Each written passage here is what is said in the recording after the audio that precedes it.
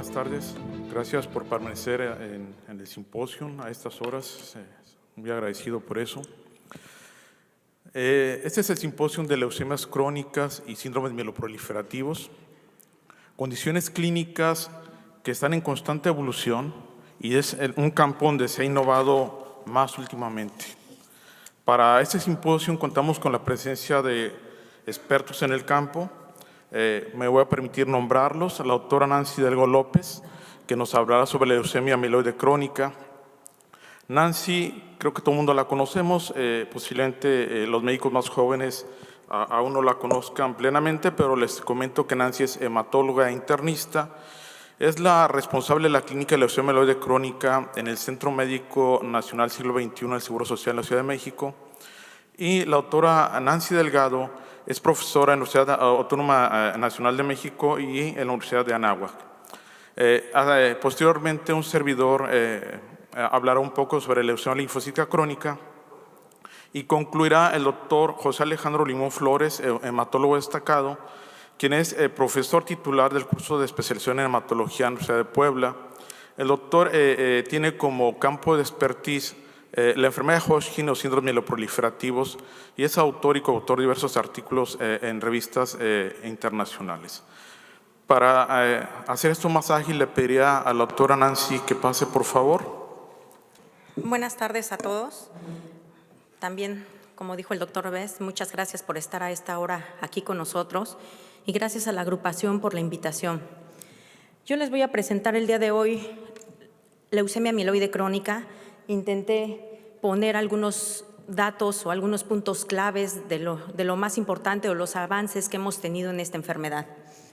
Primero va a ser el tratamiento, pero el tratamiento en cuanto a cómo personalizarlo, cómo elegir un tratamiento de primera o de cambio a una segunda línea. La respuesta a tratamiento de acuerdo a las guías de LeukemiaNet y de NCCN 2018, la respuesta molecular profunda y la remisión libre de tratamiento. Entonces vamos a empezar en cuanto a cómo personalizar el tratamiento. Sabemos perfectamente que los inhibidores tirosincinasa han mejorado en gran medida el desenlace de nuestros pacientes con leucemia mieloide crónica. Realmente en nuestros días las metas se han vuelto mucho más complejas y más ambiciosas. ¿Cuáles son las metas actuales del tratamiento de la leucemia mieloide crónica? La más importante es evitar que el paciente progrese a fase acelerada o a crisis blástica. Por otro lado, casi llegar a cero de la mortalidad por leucemia mieloide crónica. Además, obtener una supervivencia global muy similar a la de cualquier persona. Y por supuesto, esto va de la mano con una calidad de vida.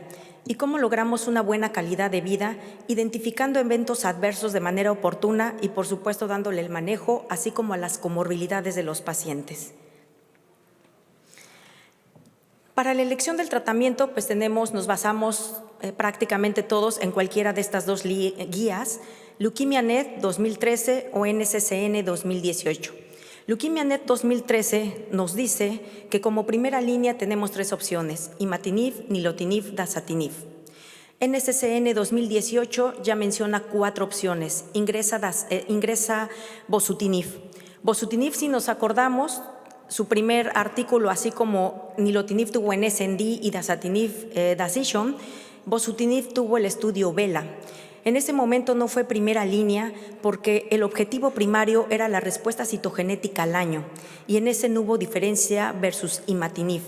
Ahora, años después, sacan el estudio V4 en donde cambian de objetivo primario y lo ponen como respuesta molecular mayor. Aquí sí encuentran diferencia entre bosutinib e imatinib y por eso se aprueba por la FDA en diciembre del 2017 y en las guías NCCN 2018 ya se incluye como una opción para primera línea. Definitivamente la tendencia actual de la terapia en medicina, pero sobre todo en la oncología, es individualizar el tratamiento. Esto nos va a llevar a un máximo beneficio con el menor riesgo, mejor calidad de vida y menor costo. Por esto va a ser muy importante la estratificación de nuestros pacientes. Existen dos principales grupos de factores de riesgo, los basales al diagnóstico y los factores relacionados a la respuesta conforme el paciente va recibiendo su tratamiento. La fase de la enfermedad, todos sabemos que cuando el paciente se diagnostica en fase acelerada o en crisis blástica, nuestros pacientes van a tener mucho peor pronóstico. Las escalas pronósticas, las 3 más utilizadas, SOCAL, Hasford y EUTOS, siendo la más conocida la de SOCAL. Ya desde el estudio IRIS veíamos la importancia de la escala SOCAL. Aquí vemos, por ejemplo, los pacientes que tienen la probabilidad de lograr respuesta citogenética a los 12 meses de tratamiento. Cuando tienen un riesgo bajo de SOCAL, lo pueden lograr el 76%, un riesgo intermedio el 67% y aquellos con riesgo alto el 49%. Algo que tienen de ventaja los inhibidores tirosina sinasa de segunda generación es que justo en los pacientes con riesgo intermedio y riesgo alto de SOCAL pueden hacer que nuestros pacientes progresen mucho menos a fase acelerada o a crisis blástica, comparado con imatinib. Otros factores que influyen son la edad del paciente. Esto nos puede ayudar a elegir tratamiento porque, por ejemplo, aquel paciente que sea menor de 50 años, tenemos en mente que al menos va a vivir otros 30 a más, tomando en cuenta que la expectativa de vida actual es de 80 años. Por lo tanto, quizás en este grupo de pacientes nos gustaría iniciar con un inhibidor de segunda generación, pensando en una respuesta molecular profunda y posteriormente en una suspensión de tratamiento. Otro factor que influye son las anormalidades cromosómicas adicionales.